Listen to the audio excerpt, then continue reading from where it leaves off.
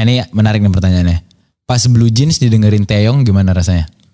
Waduh, itu gue kaget sih. Tapi gue sempat kayak salah ngomong gitu juga tuh. Emang lo salah ngomong gimana? Pas gue dengerin lagu gue di beberapa tempat sih, kayak misalkan ada yang di mall gitu. Gue nih gitu. Gue nih. Gue ke coffee shop gitu, lagu gue. Terus gue tanya kayak, Mas, tau lagu siapa gak? Gak tau Mas.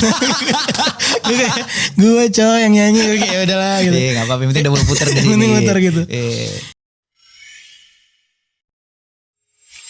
Yoi, welcome back to another episode of Viniar bersama gue Bass Boy. Welcome back to the cave. Dan hari ini kita kedatangan musisi yang baru saja merilis debut albumnya bro.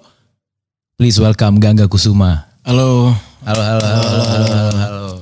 Apa kabar men? Baik. Kabar baik nih. Ya. Dari mana lo tadi nih sebelum kesini nih? Gue dari rumah tadi. Dari rumah. Ya. Rumah di daerah? Di daerah Bintaro. Alright, gak begitu jauh kemarin. Gak begitu jauh. Sabi. Congrats on the album release BTW lo. Thank you. Terima kasih. It's a beautiful one man. Aduh, ya.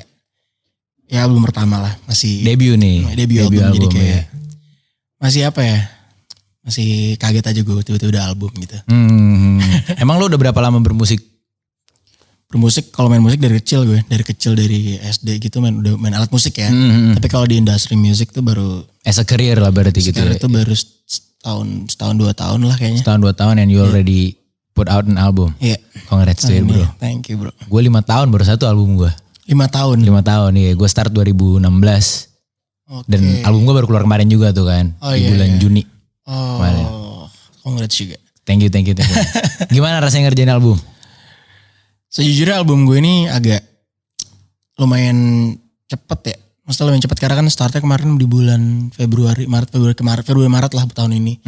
Jadi kayak prosesnya banyak pelajaran sih yang gue dapet ya kayak tentang production gimana segala macam. Apalagi gue kerja bareng sama beberapa musisi yang senior buat gue. Iya kayak gue ngeliat di produserin sama Petra juga. Ada Petra juga, ada teman-teman yang lain, tim yang lain productionnya. Jadi banyak belajar sih gue jadi karena kan gue di industri musik di komersil gitu ya. Kayak baru setahun 2 tahun dan kayak banyak hal yang baru gue tahu dan ya gimana sih kayak di saat lo harus produksi buat album gitu, apalagi album kan kayak konsepnya seperti apa gitu. Jadi nggak cuman kayak lo bikin single doang sekali, harus bener matang dan seru sih, so far seru dan banyak hal baru yang gue dapetin. Sabi banget. Ini akan kita breakdown nih cerita. Waduh. Si album lo nih. It's never easy. What was never easy man? Sebenarnya untuk di album ya, untuk di album fase di saat lo udah lagi fase putus lah. Sutup. Jadi kayak gue cuman nge-capture doang yang terjadi sama gue beberapa tahun lalu. Coba buat ceritain lagi aja sih sebenarnya. Jadi gue yakin banget orang-orang di luar juga yang sutup sama pacarnya segala macem. Pasti walaupun cowok ataupun cewek ya pasti ada fasenya lah. Ada fase dimana kayak pertama lo denial. Itu makanya I don't need you. Ditutupnya dengan I need you. Iya. Kira kayak cowok apalagi kan. Kayak aduh. Fuck lah. Iya. Shit gue butuh nih cewek lagi gitu. Gitu. Sabi. Nah itu emang lo sengaja nyusun lagunya kronologis berarti ceritanya. Karena waktu itu gue tuh mikirin banget ya konsep album seperti apa. Gimana nih album gue gitu kan. Kayak baru setahun bikin lagu tuh 2 single, Scares album gitu. Konsep apa ya? Kira yang bisa gue lihat cuman cerita aja deh. Cerita tentang diri gue aja deh berapa tahun lalu. Segala macam. Ya udah akhirnya bener-bener ya gue nulisnya tuh berurutan gitu ceritanya. Kayak dari awal. Ibarat lo putus sama pacar lo kayak berapa hari ini ada fasenya nih. Seminggu baru putus. Berapa hari setelah sampai akhirnya pas udah sebulan 2 bulan kayak pas udah tiba-tiba lo udah ngerti lo salah di mana, pas lo ke flashback ternyata gue salah. Ternyata gue gini-gini. Akhirnya kayak aduh gue salah nih. Gue butuh dia nih gitu. Itu lo jabarin di lagu Foolish. Gue jabarin di lagu Foolish. Ya gitu lah bro. And kalau lo sendiri lagu favorit dari album apaan nih ceritanya nih? Dari album nih? Iya. Nih gue tahu pasti semuanya favorit lo kan. Pasti ada semuanya anak-anak lo ya. Cuman mungkin yang serunya adalah di lagu This Love Will Never End. Karena gini ceritanya. Coba dong. Itu di lagu, itu track 9 sebenarnya. This Love Will Never End track 9. Track terakhir gitu. Track yang terakhir sebelum I Need You. Kan outro gitu. Jadi sebenarnya waktu gue bikin album tuh gue di fase yang gak ada galau sama sekali bro. Maksudnya kayak bukan galau sama sekali, gak ada di fase yang stabil sebenarnya. Udah lewat lah. Dan akhirnya bikin album ya gue harus ngumpulin mood yang sama dong kayak lo baru putus. Iya. Biar rasanya, gimana caranya supaya jujur dan rasanya ada gitu. Biar tumpah gitu. Biar tumpah semua. Akhirnya gue flashback tuh ke belakang tuh. Oke. Gue cari cerita gue yang dulu, gue buka lagi, gue masuk lagi, gue nyebur lagi deh. Biar dapat lagi rasa mood itu. Mood kan beda gak bisa dibohongin kan. Mood pas lo sedih bener. Lo gak bisa fabricating itu. Ya, bener-bener. Setuju. Akhirnya udah gue ke belakang. Dapat tuh moodnya tuh, mood sedih segala macam. Segala macam sampai track 8. Pas track 9 gue kebablasan men. Galau beneran coy. Ternyata lo beneran kecemplung lo. Akhirnya kebablasan. Akhirnya di track 9 itu istilah Forever itu bener-bener yang gue tulis menurut gue fase yang gue rasain saat itu juga, dan gue nulis itu kayak cuma berapa jam gitu. Jadi bener sekali duduk seret kejadian, dan itu kejadian langsung kan kayak kebablasan. Aduh sialan gue kalau beneran nih, beneran masuk lagi nih gue segala macam. Akhirnya udah gue duduk nulis sekali jadi udah itu di istilah Forever. Makanya itu yang menurut gue paling yang paling jujur dari gue dan paling seru menurut gue karena prosesnya itu sih. Kayak tadi lo harus revisiting memory lane. Bahkan lo sampai sempet nyasar. Terus setelah track itu beres, apa kalau langsung keluar dari memory lane secara kayak wah akhirnya beres, kayak udah gue keluar, atau lo masih tetap lagu udah beres nih cuman kayak anjing lagi gitu?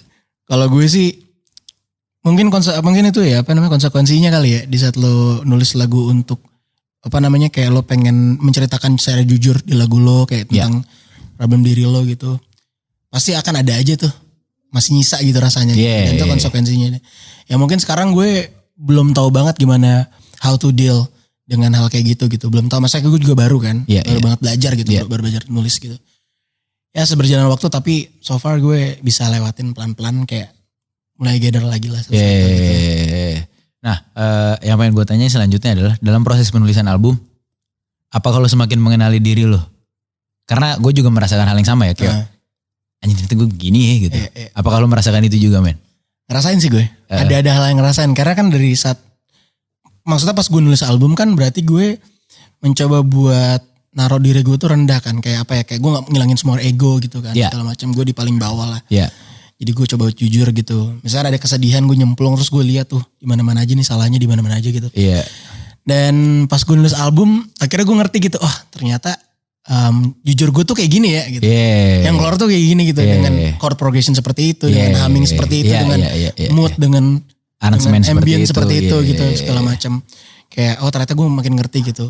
Tapi ya yang bisa gue tekenin sih mungkin ini di album pertama, ini mungkin lebih ke pengenalan gue aja sih. Karena gue ada plan-plan lagi yang lain dengan pasti dong, dengan yang berbeda. Ini bener. Oke, ini adalah Gangga. Ini adalah mungkin intimate cerita kayak diary gue. Sebagai perkenalan lo ke publik juga gitu. Tapi yang jadi pertanyaan gue, kenapa Blue Jeans nggak masuk ke It's Never Easy? Karena Blue Jeans itu itu blast banget sih buat gue ya, Blue Jeans. Karena menurut gue di lagu Don't, Blue Jeans sama Journey on September itu mereka punya momen masing-masing sih. Karena gue ngerasa kayak contoh deh kayak di lagu Don't itu. Cuy gue bikin itu bokeh banget men. Aduh gue harus nyari studio murah di mana nih. Gue kayak gue baru banget tahu DAW gitu. Gue harus cari teman gue yang bisa bantu gue siapa nih gitu. Yang gak bisa produser, gue harus bayar mahal gitu.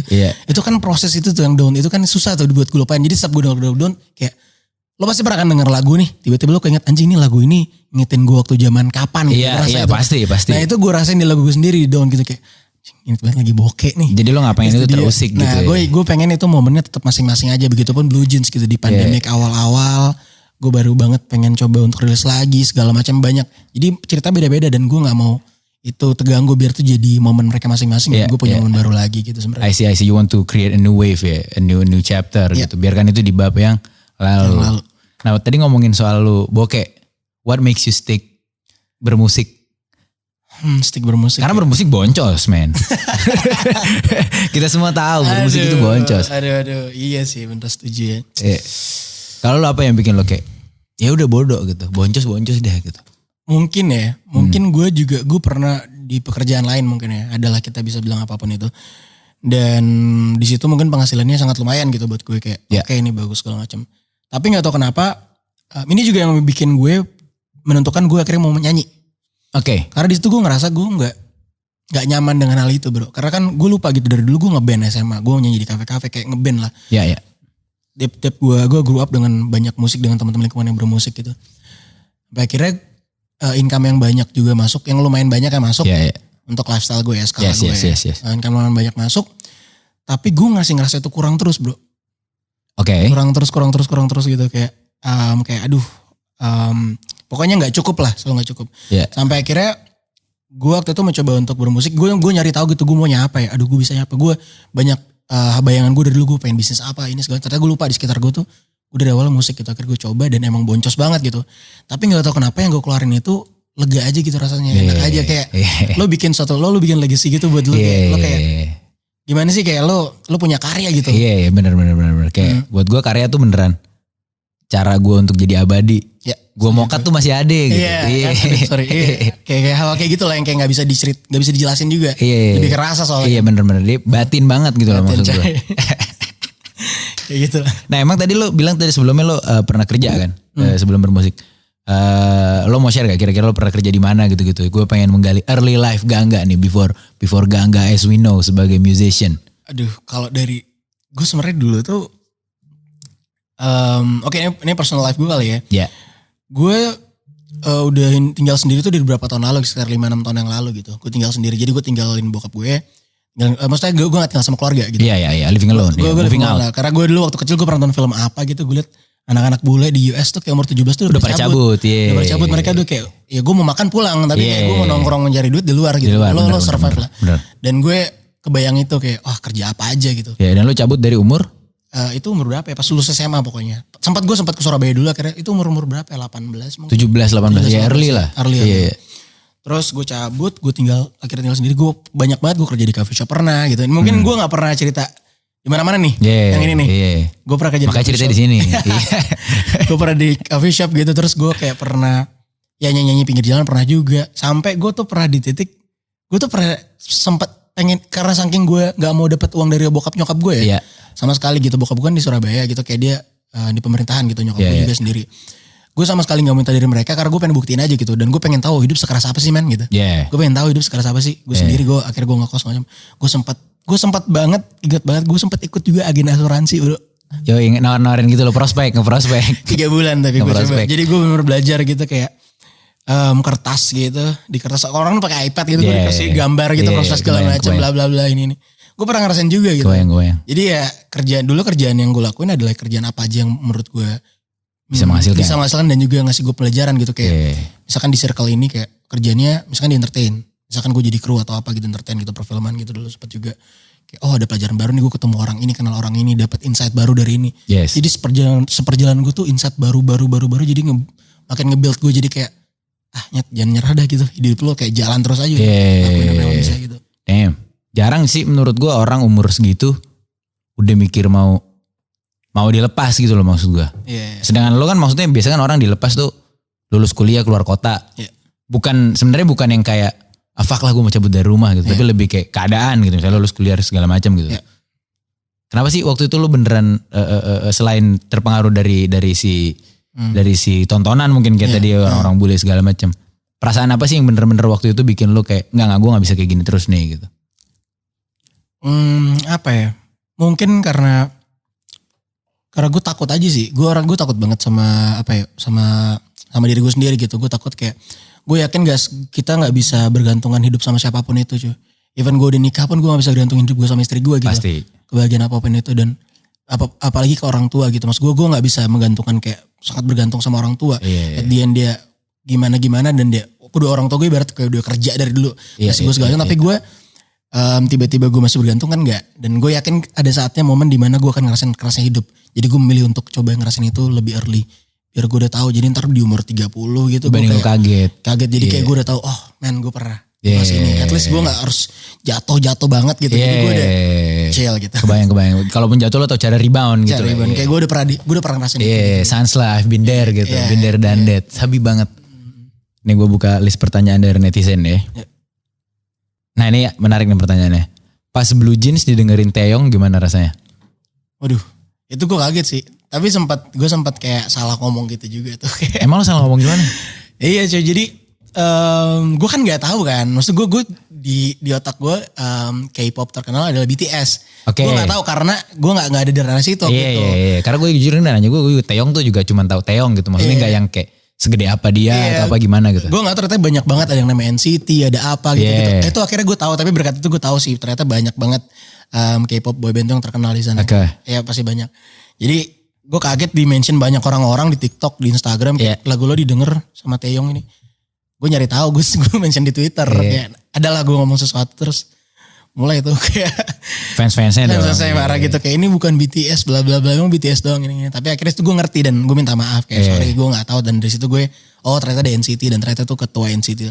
Well pasti gue seneng banget lah bro kayak. Karena lu nyampe jauh gitu. Nyampe jauh dan kayak itu banyak banget fans, apalagi fans K-pop gue appreciate banget ya kayak mereka solid itu, sekuat itu kayak. Gue gak ngerti sih kayak keren banget. Tapi lo kebayang gak kalau one day lo bakal punya fans kayak fans K-pop? Aduh amin banget sih bro kalau bisa. Kayak Ganggamania gitu. Atau apa gitu. Ganggamania mancing kali bos. Iya kebayang tapi kayak kalau bisa sih gue gak ngerti lagi sih kayak gimana. Tapi kalau menurut lo nih bahas K-pop, apa sih menurut lo yang bikin mereka bisa segitunya gitu? Karena sebenarnya basically yang kita lakuin sama yang mereka lakuin kan sama ya gitu. Kita keluarin musik, kita juga kasarnya dalam tanda petik ngonten, entahlah kita berfoto atau intinya kita ngeluarin sesuatu lah ya, baik secara visual ataupun secara audio atau audio visual bahkan. Emang yang bedain kita di mana sih? Jujur gue nggak tahu ya, karena gue juga nggak ada di situ. Tapi mungkin rasa yang gue nggak tahu, gue sotoy aja. Gue pengen lihat pendapat lu gitu. Mungkin rasa yang mereka berikan kayak mereka kan kayak manajer gue, dia fans K-pop gitu. Dan dia sering lihat daily-nya live-nya gitu di YouTube segala macam kayak. Kenapa sih lu suka? Iya mereka tuh lucu-lucu, pinter-pinter segala macam. Dan mungkin apa yang mereka kasih ke fansnya itu jujur dan tulus kali ya. Rasa itunya kali kayak rasa-rasa apa ya, rasa yang jujurnya itu, makanya kayak konten-konten yang dikasih segala macam itu hal-hal yang jujur dan tulus. Jadi kayak fansnya juga ngerasa lebih deket dan kompak gitu ya. Ngerasa connect dan kompak. Gue ngeliatnya kompak banget sih kayak satu apa semua apa gitu. Asli, kayak, itu hal yang menurut gue keren banget bro. Asli. Terus maksud gue tuh sampai beneran yang kayak misalnya COVID galang dana apa itu bisa fans K-pop galang dana apa segala macam gitu. Gila banget deh. Keren banget. Semoga fans-fans kita bisa kayak gitu. Iya kan kita anak radar dan misalnya. Ya, bisa dong masa gak bisa. Nah, ini pertanyaan selanjutnya juga menarik, pengen gue gali. Siap. Inspirasi lo bermusik tuh awalnya siapa? Yang bikin lo kayak, oke gue, nih. Main musik ya? Ini awalnya, nih gitu. Aduh banyak lagi sebenarnya, tapi kayak waktu gue bocah tuh sebenarnya gara-gara gue lihat, iya sama basic lah. Waktu gue kecil kelas 3 SD gue liat orang ngamen. Di mobil gue lagi diantar sekolah bokap. Enggak basic ini main, ini seru coba. Enggak usah, banyak orang-orang yang kayak gitu juga. Kayak dari orang ngamen. Gue kelas 3 SD tuh. Karena gue dari kelas 1 SD tuh dibeliin album sama nyokap gue gitu, kayak album apa gitu, boyband gitu, kayak boyband dulu Boyz II Men, Westlife segala macam.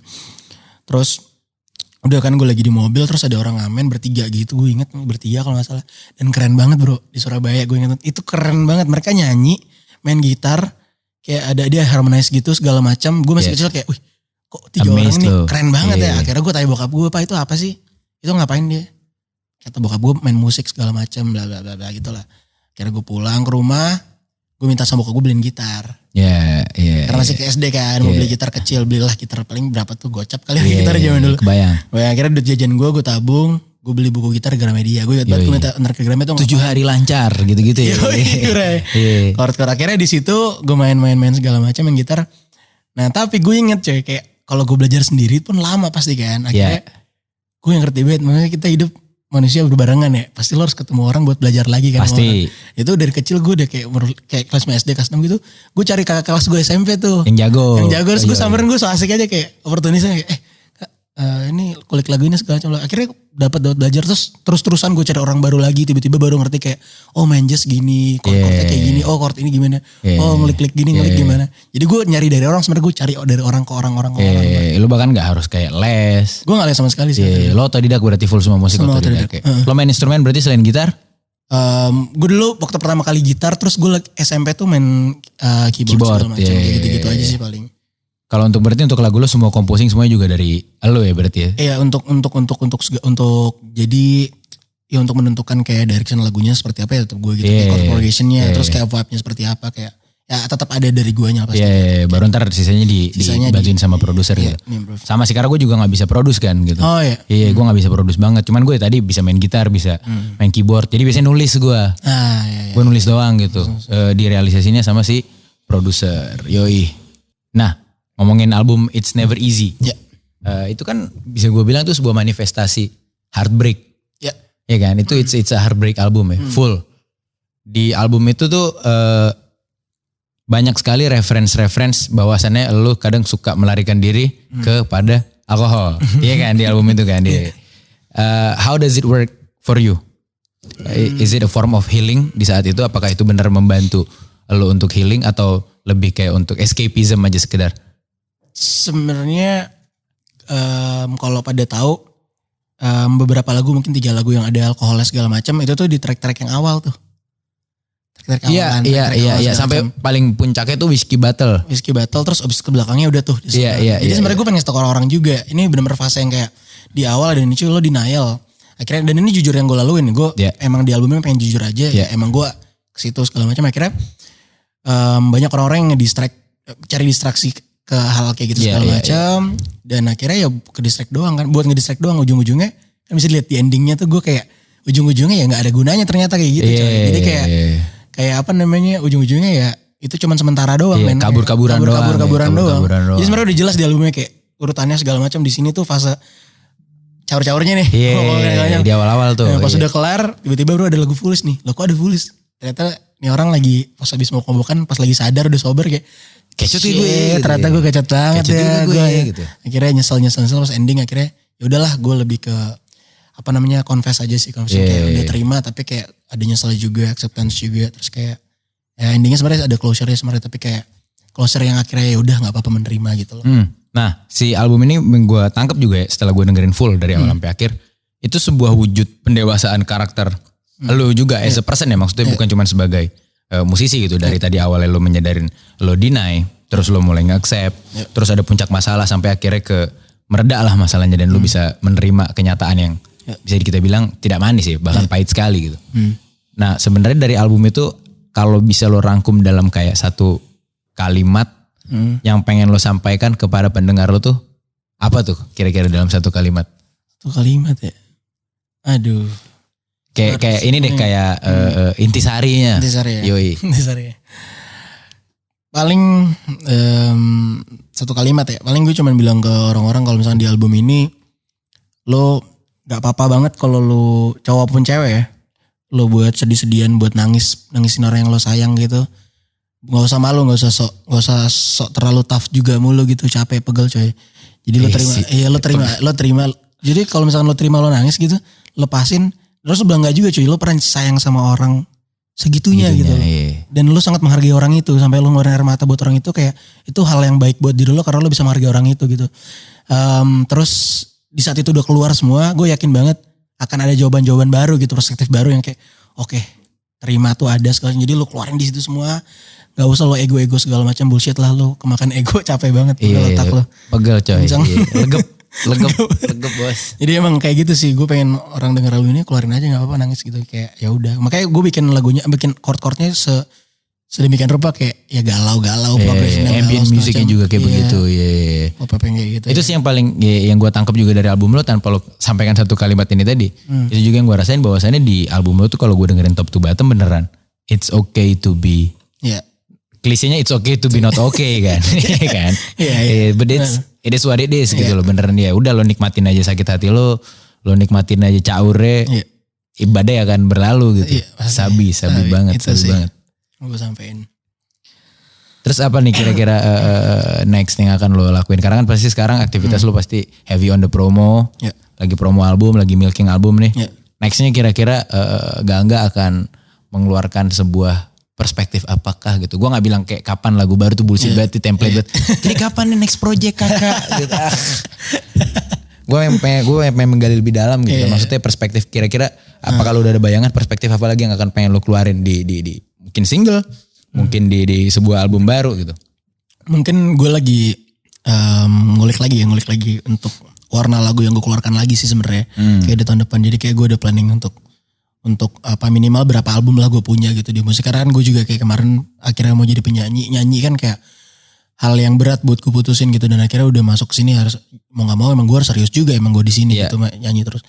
Jadi gue lagi prepare banget buat untuk pertama di otak gue muncul adalah di album kedua. Mungkin gue lebih memberikan warna baru aja di musik gue gitu. Mungkin secara bisa sound. secara sound segala mungkin bisa udah lebih full band atau bisa cross ke elektronik juga segala macam. Pokoknya we'll see, tapi yang pertama di otak gue muncul adalah itu sebenarnya warna musiknya dulu. Yes. Berarti untuk soal warna musik, reference di album ini nih, itu banyak karena gue ngerasa Frank Ocean-nya ada. Oke. Terus gue gak tahu salah atau bener tuh, terus Rex-nya juga ada. Tapi Rex yang galau banget. Iya, yang Corduroy Dreams gitu loh, yang galau banget. Terus apa lagi nih kira-kira referensi album lo nih? Karena seru gitu loh. Sebenarnya tuh gue sejujurnya pas lagi bikin bareng produser juga, gue tuh gak ngasih referensi sama sekali bro. Samset. Referensi musik gak ada sama sekali, ngasih kayak referensi ini yang gak ada sama sekali. Jadi emang gue ngasih tahu mereka semua tuh kayak yang gue mau aja gitu. Oh di sini tambah misalnya, gue mau dong sini stringnya kayak gini nih. Cari string baru macam kayak misalkan kayak produser lain kayak gue. Jadi gak ada bias reference segala macam. Cuman mungkin itu muncul sendiri dari gue sendiri karena emang gue dengerin musik-musik itu kali ya. Terus gue juga denger Frank Ocean gue denger, terus kayak gue denger Rex juga denger banget lagi, Bruno Major segala macam, bla bla bla.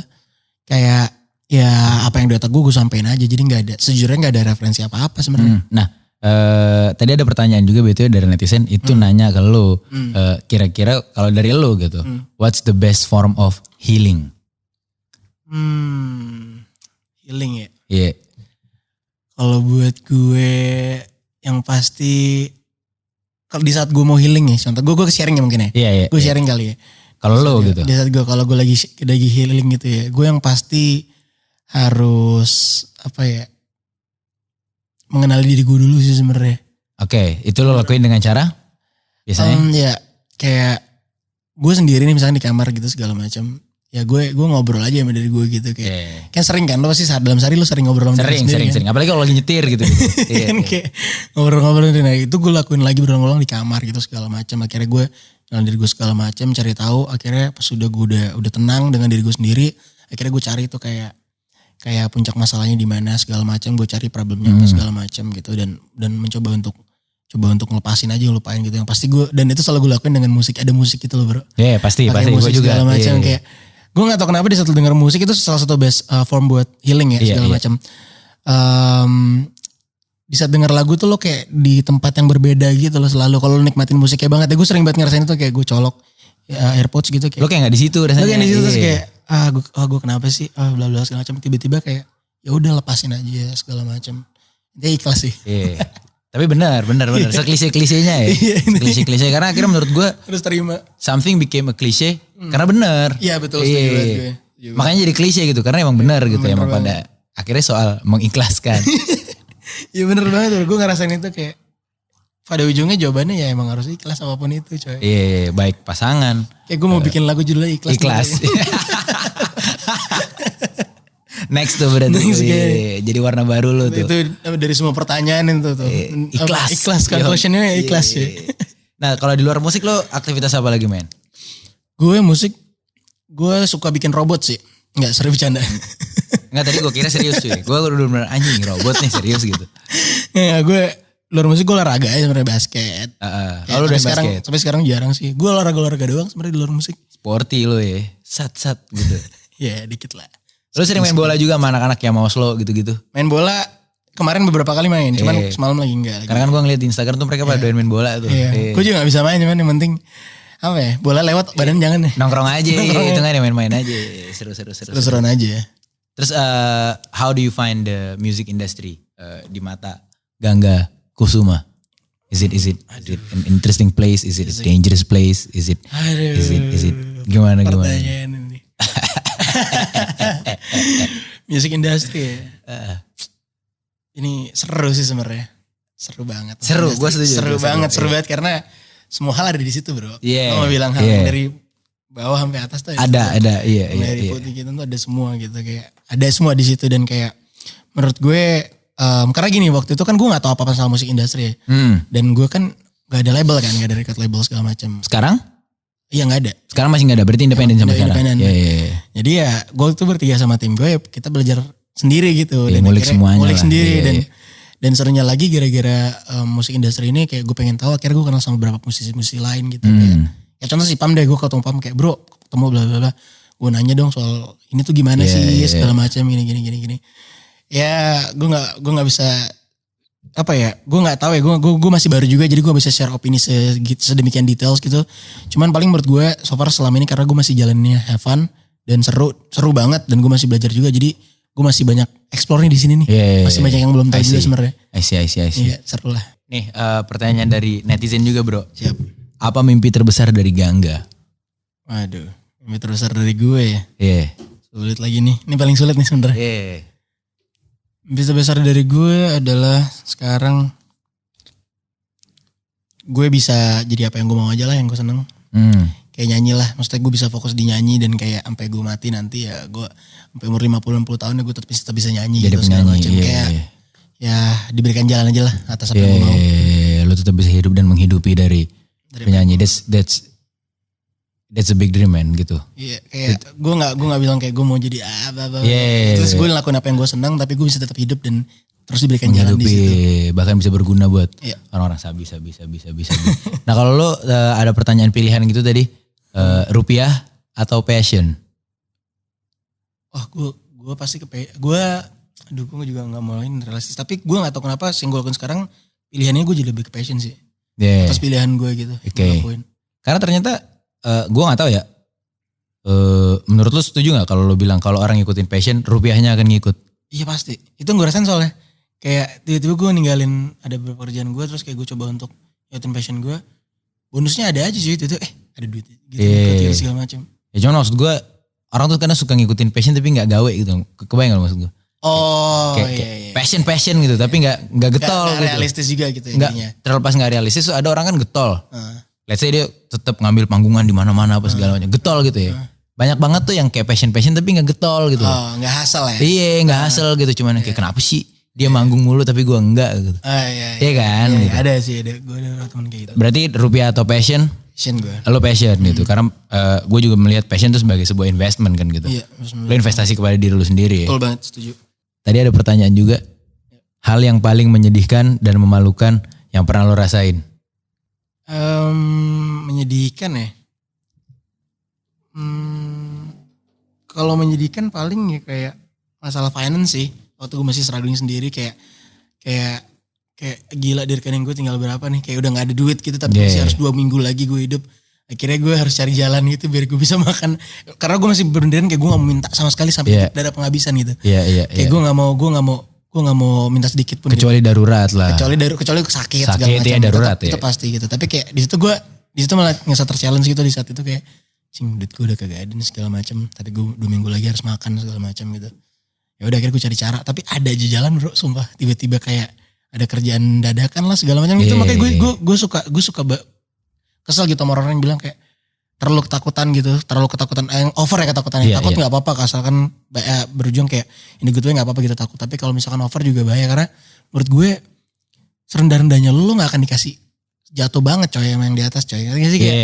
Kayak tetap ada jalan kok gue yakin. Karena gue nggak tahu gue sharing aja apa yang gue laluin jadi kayak gue lakuin kayak gue udah bener kayak gak ada siapa-siapa di belakang gue jurang gitu. Kalau maksudnya gak ada backupan siapa-siapa ini gitu. Posisi berarti lo belum di Jakarta waktu itu masih di udah Jakarta udah di Jakarta kayak gak ada backup siapa-siapa gitu. Gue gak punya siapa gitu karena gue udah ngerasa di situ gue cabut dari rumah jadi kayak ya udah gak ada yang nopang gue lagi gitu. Tapi sampai sekarang gue di sini gitu masih hidup gitu. Gue laluin fase itu semua hancur banget gitu. Gue sih caur banget men gitu kayak gue harus nongkrong kanan kiri kenal orang yang banyak yang nggak bener lah segala macam harus tahu pergaulan di mana segala macam Cikini di mana segala macam gue laluin.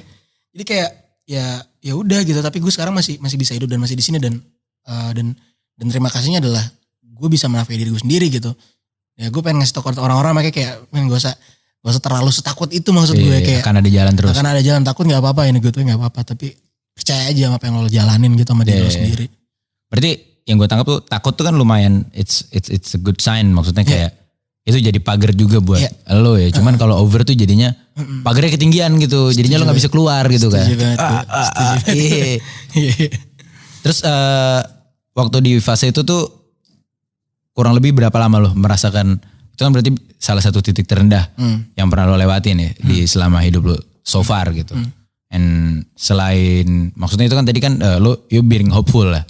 Being hopeful bahwasannya akan ada rezeki dan segala macam. Tapi kira-kira trik-trik apa tuh yang waktu itu lo lakuin untuk oke nih gue harus ini, gue harus ini, gue harus itu untuk bisa kayak gue harus keluar nih dari sini nih gitu. Trik-trik kayak mungkin dulu pas gue cabut dari rumah gue tuh nggak kenal banyak orang dan gue jarang nongkrong gitu. Gue jarang banget nongkrong bro dulu, kayak SMA paling di SMA gue doang gitu nongkrong. Yeah. Pas lulus SMA tuh kayak gue gak ada teman segala macam. Sampai akhirnya gue cari pergaulan, mulai dari bawah sampai atas gue cari. Dan bener-bener ngaruh banget gitu gue nongkrong sama yang di, maksudnya yang di kayak misalkan gue dulu sering banget nongkrong di depan-depan IKJ tuh kalau tahu. Ada teman-teman gue segala macam gini. Yang sebenarnya gue juga kuliah di IKJ tapi gue bener-bener gue datang ketemu orang nongkrong aja. Yang penting gue nongkrong, yang penting gue ngobrol, ketemu orang baru. Pas gue liat kayak orang ini opininya bagus nih, insight-nya ada buat gue nongkrong terus ngobrol. Oh jadi ngerti segala macam, dan gue terus cari teman. Gue kayak pernah setahun tuh kayak berapa circle gitu di gue. Jadi gue bener-bener kayak cari orang baru karena bukan berarti lo cuman buat numpang ke orang buat teman, tapi enggak, kayak gue juga ngasih sesuatu di situ. Tapi dari situ gue jadi ngumpulin semuanya, jadi kayak ngumpulin banyak perspektif, insight baru dan teman kenalan baru, dan di situ bahkan ngebuka jalan banget sih buat gue. Tiba-tiba gue dapat kerjaan di sini, tiba-tiba gue kerja di situ segala macam, dan sebenarnya itu doang yang gue lakuin sama hidup gue. Itu mentality itu juga udah datang dari yang kayak lo bilang tadi, lo belajar gitar gitu. Iya. Lo datang aja dengan gitar lo ke orang yang lebih jago, lo nggak kenal dia, so asik aja. Itu kalau pulang-pulang lo dapet skill gitar baru kan gitu kan maksud gue. Karena akhirnya gue percaya bahwasannya aset paling gede tuh bukan duit men, orang. Nah setuju. Karena duit yang nganter orang kan. Gimana setuju banget. Iya kan, duit kan yang nganterin orang kan gitu. Setuju banget gue, iya benar-benar banget. Karena dulu juga banyak teman-teman gue yang berangkat dari kayak gue juga, terus kayak mereka tuh ada ego gitu loh. Kayak ego kayak gak mau kenal orang. Ada gak lo mungkin teman kayak itu? Gue ada banget. Banyak. Gue kayak dia siapa sih? Kentut ego deh. Ini siapa sih? Macam maksud gue kayak gak apa-apa lah lo turun ego lo dulu, kepala lo buat yang untuk mengenal dulu, dan kayak itu hal-hal yang kayak gitu menurut gue jadinya lo gak akan kemana-mana gitu jadinya. Iya bener. Jadi gue bener-bener ya udah siapapun itu, gue udah muka gue udah tembok banget. Bukan berarti gue malu-maluin, tapi kayak gue nggak apa-apa gitu buat kenal orang, kayak ngilangin ego gue gitu. Ego gue kayak udah gue di sini mau belajar sama lo. Bukan kayak gue ketemu orang kayak sini lo gue ajarin gitu. Tapi gue setiap ketemu orang baru kayak walaupun tuh orang bukan siapa-siapa, gue kesini buat belajar sama lo, karena gue nggak tahu perjalanan hidup lo beda sama gue. Pasti ada yang bisa gue petik lah gitu. Gue situ buat belajar gitu. Tapi lo pernah ada di fase yang kayak tadi egonya gede, yang kayak lo nggak mau kenal sama orang? Jujur ya sebenarnya gue nggak ada fase itunya, tapi gue pernah ngalamin yang jadi kayak pas udah sekali dua kali ketemu sering banget kayak gue nggak mau ketemu lagi nih orang gitu. Nah, itu pasti ada. Kalau misalkan kayak gak mau kenal orang sih enggak sih, gue seneng banget kenal orang baru sih sebenarnya. Sama kayak gue, dan gue juga kayak lu tuh beneran kalau ketemu orang baru dan ternyata tuh orang gak jelas, kecot gitu, udah cukup lah gitu. Kan. Paling sekedar say hi udah tahu. Atau apa udah tahu gitu. Yang penting gue kenal dulu gitu. Karena akhirnya menurut gue kalau gak mau kenalan sama orang tuh kayak nutup peluang gak sih? Banget. Aduh itu gue bisa bilang banget, karena emang gue bisa berjalan sampai sekarang karena relasi sih. Gue kenal orang baru gitu. Kayak networking tuh penting banget sih. Sepenting itu buat gue. Gak tau gue gak tau buat orang lain gimana, tapi kan ini perspektif gue. Karena ini gue ngerasain perjalanan hidup gue sendiri selama 7 tahun sendiri. Dan ya emang gue bisa berjalan sampai sekarang ya karena gue gak pernah nutup itu gitu. Gue selalu ngebuka diri gue untuk kenal orang baru, untuk cari orang baru, untuk belajar sama orang. Gue gak belajar dari siapa-siapa gitu, gue belajar dari orang. Dari teman-teman, dari segala macam gitu. Gitu sih sebenarnya. That's a nice insight man. Thank you. That's a very nice insight. Oh sama ini kali ya akan menjadi last discussion kita nih. Siap. Questions udah habis juga. Ini udah gak ada di sini tapi ini dari gue. Gitu. Gue kepo aja. Siap. How do you react to fame? To fame. Yeah. To fame. Fame ya. Gue kayak gue pengen tahu awalnya banget kan, pasti ada awal yang tiba-tiba orang kenal sama lu nih. Iya, banyak. Gue cerita juga bingung dari mana nih. Gue pertama kaget juga sih, soalnya kayak gue gak pernah, maksudnya gue gak pernah segitu ngefans sama orang gitu. Ngerti gak sih? Maksudnya gue gak pernah ngefans sama siapa gitu. Yang sampai kayak.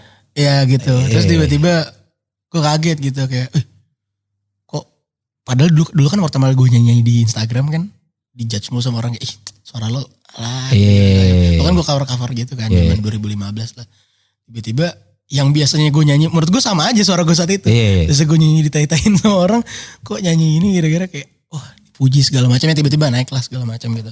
Ya, yang pertama gue kaget sih yang pasti. Gue nggak tahu gue nggak tahu harus jawab apa. Jujur gue kaget, karena gue masih ngerasa nggak pantas gitu kayak.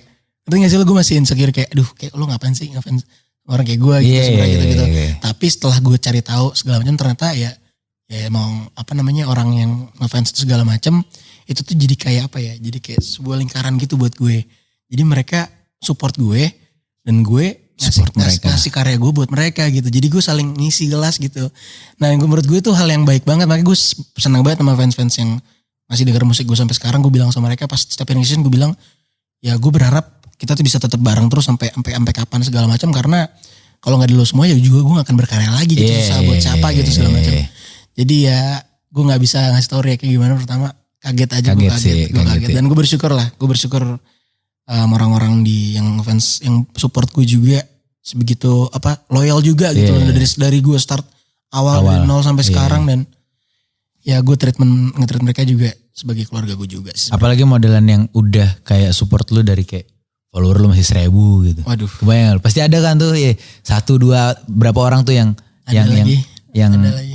sampai sekarang gitu loh, ya garda depan banget gitu. Iya.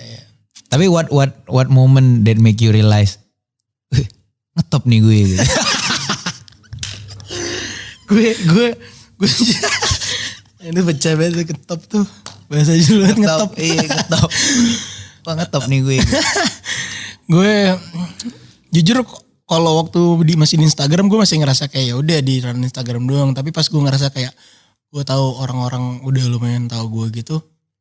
Pas gue dengerin lagu gue di beberapa tempat sih, kayak misalkan ada yang di mall gitu. Gue nih gitu. Gue nih. Gue ke coffee shop gitu, lagu gue. Terus gue tanya kayak mas, tahu lagu siapa gak? Gak tahu mas. gue cowok yang nyanyi, gue kayak udahlah gitu. Iya gak apa-apa, yang penting udah puter dari ini. Puter gitu. Ya ngetop lah tuh. So. Pernah lo tapi kayak di jalan ada yang kayak, bangga enggak foto dong. Pernah lo. Pecah banget lagi, pernah banget. Sering banget gue. Enggak sering banget, maksudnya pernah, tapi kayak sering banget ada yang lucu-lucu bro. Iya pasti selalu lucu-lucu. Gue pernah banget di Bali itu terus kayak ada orang, kan gue enggak yang kayak enggak mau, kayak gue tetap menghargai lah ya macam. Terus dia cowok segala macam, terus kayak ada ke gue gitu, terus kayak minta fotonya tapi kayak meluk gitu bro. Ya lo tau lah. Terus kayak tiba-tiba kayak pas gue jalan diikutin terus kayak, kak fallback sekarang ini. Gue kan kayak gak gitu sih, sorry gitu. Tapi gue ketawa-tawa doang. Terus gue kayak ya udah gue bilang, gue jelasin yang baik kayak gak gitu ya, bla bla bla bla gitu lah. Tapi fun lah. Karena gue tuh pertama kali nih seumur hidup gue ada yang ngajak gue foto. Anjing gue salting banget coy. Lo tau gak rasa salting banget pertama kali? Kayak emang itu foto sama gue gitu. Salting banget coy. Gue tau banget rasanya men. Salting banget. Ada pernah gue kalau cerita lucu gue tuh paling lucu banget. Gue jadi beres nongkrong di Bandung nih sama teman-teman gue. Nongkrong lagi tuh segala macem. Terus pulang tuh udah jam 2:30. Udah jam 2:30. Gue makan bubur dulu nih sebelum balik. Gue makan bubur di Kosambi lah waktu itu. Bubur pinggir jalan gitu. Gue makan terus gue udah notice dari ujung nih ada orang ngeliatin gue mulu nih. Ini kenapa ini gitu kan. Gue kenapa. Soalnya gue mikirnya gue bukan fans. Soalnya jam 2:30. 2:30 pagi. Pagi. Tempat sepi. Dan orang ngeliatin gue lebih yang kayak. Itu bentukannya gimana tuh? 2:30. Iya anak muda sih. Anak muda sih gitu. Cowok gitu. Nih mau ngapain nih sama gue nih. Ini jahat lu ya segala macam. Terus ternyata gue lagi makan. Terus tiba-tiba dia datang. Dia bayar. Jadi gue ngadep sini, dia di sini nih. Dia set gini kan bayar. Beres bayar dia balik ke gue. Terus tiba-tiba tuh udah HP-nya udah keluar gini. Kamera udah nyala. Udah langsung gini coy. Gak ngomong cuy. Ngomongnya waktu gini. Kayak aing foto ya gitu. Lu bisa bilang apa lu? Lu lagi ngebubur gitu kan. Set gitu. Anjing bangsat banget kata gue. Yang foto ya sok foto gitu kan. Gercep juga. Terus dia foto kan cekrets foto. Terus gue diceng-cengin biasa sama teman-teman cie gak jelas gitu kan. Terus dia trying to make small talk gitu. Tahu pertanyaan gue paling lucu banget. Abas Boy itu makan bubur juga gitu. Terus gue makan apa gila? Emang kenapa kalau gue makan gak boleh gitu gue makan bubur? Aduh anjir. Apa sih? Iya makan bubur. Iya sok. Lanjut. Pecah banget. Lucu sih tapi. Lucu. Sabi. Nah lo buat closing silakan lo boleh menyampaikan satu kata penutupan. Mungkin some message or sekalian lo juga shout out dan plugs promoin lagu lo dan segala macam. Ini penutupan ditutup oleh dirimu. Oke, paling dari gue jangan lupa buat dengerin album gue yang baru rilis kemarin, It's Never Easy. Ada 10 track Lagunya tentang sebuah acceptance dan closure. Ada juga di situ lo bisa merasakan kesedihan lo buat dikeluarin aja di situ lah. Sama apa lagi ya? Udah bisa denger di all digital platforms juga udah bisa. Terus kenapa harus denger album gue? Karena di situ lo bisa menghilangkan semua ego lo, bisa jujur sama diri lo sendiri lah. Bisa lepas. Paling itu juga. Dan juga apalagi ya? Udah paling ya? Udah sih boleh sih. Cukup ya. Terus makasih banyak deh yang udah dengerin dan yang udah support gue selama ini. Thank you banget, kalian the best lah. Yoi. Thank you buat Volix dan episode hari ini. Dan thank you juga buat Altar Studio untuk memfasilitasi studio hari ini. Siap. Gangga Kusuma boleh sign out. Gue sign out gitu. Oke, gue sign out. Gue juga. Halo Budak Rupiah, thank you for watching. Tonton juga program-program kita yang lainnya. Dan jangan lupa like, comment, subscribe. Jangan lupa juga follow Instagram dan TikTok kita @volix.media. Oh, satu lagi, gak semua teh itu buruk, tapi bisa jadi pupuk.